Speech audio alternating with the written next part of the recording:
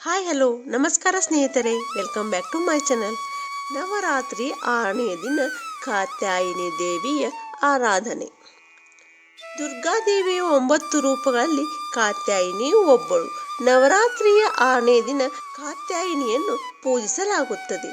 ಸಿಂಹದ ಮೇಲೆ ಸವಾರಿ ಮಾಡುವ ಕಮಲದ ಹೂವು, ಖಡ್ಗ ಮತ್ತು ಶಿವನ ತ್ರಿಶೂಲ ಸೇರಿದಂತೆ ಬಹು ಆಯುಧಗಳನ್ನು ಹೊಂದಿರುವ ಕಾತ್ಯಾಯಿನಿಯನ್ನು ಪೂಜಿಸಲಾಗುತ್ತದೆ.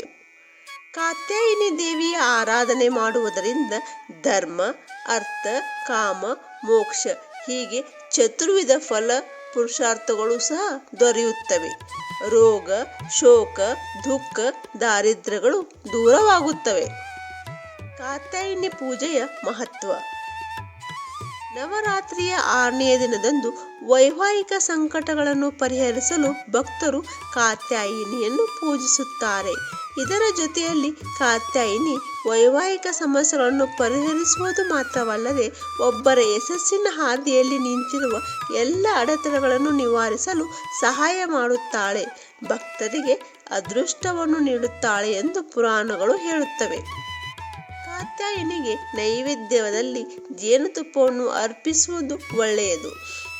ದೇವಿ ಕಾತ್ಯಾಯಿನಿ ಗುರುಗ್ರಹವನ್ನು ಆಳುತ್ತಾಳೆ. ಗುರುಗ್ರಹದ ದೃಷ್ಟಿ ಹಾಗೂ ಪ್ರಭಾವ ಉತ್ತಮವಾಗಿದ್ದರೆ ವ್ಯಕ್ತಿ ಜೀವನದಲ್ಲಿ ಸುಖ, ಸಮೃದ್ಧಿ, ಯಶಸ್ಸನ್ನು ಪಡೆಯುತ್ತಾನೆ. ಕಾತ್ಯಾಯಿನಿ ದೇವಿ ಆರಾಧನೆ ಮಾಡುವುದರಿಂದ ಭಕ್ತರು ಗುರುಗ್ರಹದಿಂದ ಪ್ರಯೋಜನವನ್ನು ಪಡೆದುಕೊಳ್ಳಬಹುದು. ಗುರು ದೋಷವಿದ್ದರೂ ಪರಿಹಾರವಾಗುವುದು.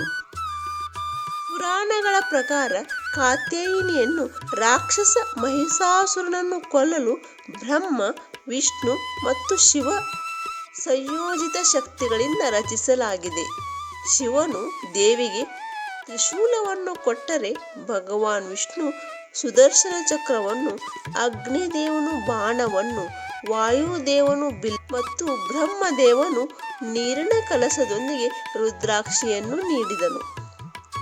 ಈ ಆಯುಧಗಳ ಸಹಾಯದಿಂದ ದೇವಿ ಕಾತ್ಯಾಯಿನಿ ಮಹಿಷಾಸುರನ ವಧೆ ಮಾಡಿದಳು ಎಂದು ಪುರಾಣ ಕಥೆಗಳು ಹೇಳುತ್ತವೆ. ಕಾತ್ಯಾಯಿನಿ ಚತುರ್ಭುಜದ ದೇವಿ. ಒಂದು ತೋಳಿನಲ್ಲಿ ಖಡ್ಗ, ಇನ್ನೊಂದರಲ್ಲಿ ಹೂವು, 3ನೇ ಕೈ ಅಭಯ ಮುದ್ರೆ, 4ನೇ ಕೈ ವರಪ್ರದವಾಗಿ ಗೋಚರಿಸಿದೆ. ಭಕ್ತರ ಭಯ ಹೋಗಲಾಡಿಸುವ ರೂಪವಾಗಿದ್ದು ಅವರಿಗೆ ಅಭಯದ ವರ ನೀಡುವ ದೇವಿ ಗೋಚರಿಸಿದ್ದಾಳೆ. ನವದಿನದಂದು ಪೂಜಿಸುವ ಯೋಧ ದೇವತೆ ಕಾತ್ಯಾಯಿನಿ ಶುದ್ಧತೆ ಮತ್ತು ಶಕ್ತಿಯನ್ನು ಸಂಕೇತಿಸುತ್ತದೆ. ಬಿಳಿ ಬಣ್ಣವು ಉದ್ದೇಶದ ಶುದ್ಧತೆ, ಅಜ್ಞಾನದ ನಾಶ ಮತ್ತು ಸದಾಚಾರದ ಮಾರ್ಗವನ್ನು ಪ್ರತಿನಿಧಿಸುತ್ತದೆ. ಹಸಿರು ಫಲವತ್ತತೆ, ಬೆಳವಣಿಗೆ ಮತ್ತು ಸಮತೋಲನದಿಂದುಂಟಾಗುವ ಸಾಮರಸ್ಯದ ಸಂಕೇತವಾಗಿದೆ. ಇದು ಭರವಸೆ ಮತ್ತು ಆಶಾವಾದವನ್ನು ಸೂಚಿಸುತ್ತದೆ. ಸ್ನೇಹಿತರೆ, ಈ ಮಾಹಿತಿ ನಿಮಗೆ ಇಷ್ಟವಾದಲ್ಲಿ ಒಂದು ಲೈಕ್ ಮಾಡಿ, ಮರೆಯದೇ ನಮ್ಮ ಚಾನಲನ್ನು ಸಬ್ಸ್ಕ್ರೈಬ್ ಮಾಡಿ. ಧನ್ಯವಾದಗಳು.